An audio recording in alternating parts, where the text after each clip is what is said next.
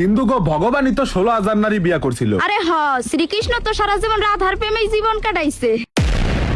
আর দেখো ওদের ধর্মেরই একজন লিখছে শ্রীকৃষ্ণ বলেছেন যে ভালোবাসে সে কখনো হারাই যায় না। ও গো ভগবান মনে হয় সারা জীবন প্রেমের কথাই কইছিল। আপনাদের হাসা কি শেষ হয়েছে নাকি এখনো ভগবান শ্রীকৃষ্ণকে নিয়ে আরো গল্প বানাবে? গল্প বানানোর আগে কি একবারও গীতা পড়া দেখছো? মানুষ বলে ভগবান শ্রীকৃষ্ণের নাকি 16,000 স্ত্রী ছিল, কিন্তু আসলে কি তোমরা জানো এর পিছনে সত্যটা কি? নারকাসুর নামে এক দানব ছিলেন, তিনি একবার 16,000 রাজকন্যাকে বন্দী করেছিলেন।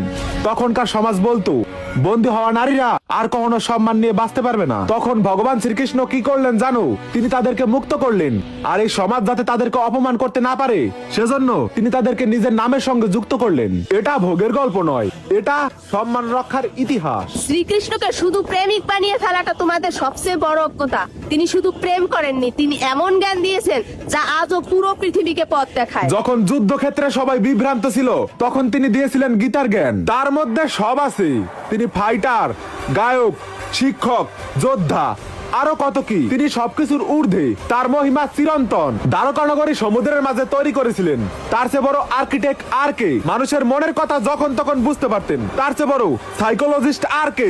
বাঁশি বাজিয়ে পুরো পৃথিবীর হৃদয় জয় করেছেন। তার চেয়ে বড় মিউজিশিয়ান আর কে? ধর্ম রক্ষার জন্য যুদ্ধ শেখাতেন। তার চেয়ে বড় যোদ্ধা আর কে? গীতার মাধ্যমে কোটি মানুষকে পথ দেখিয়েছেন। তার চেয়ে বড় টিচার আর কে?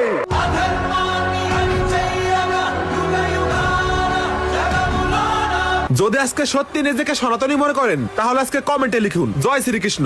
দেখি আজকে 10,000 জয় শ্রীকৃষ্ণ কমেন্ট হয় কিনা।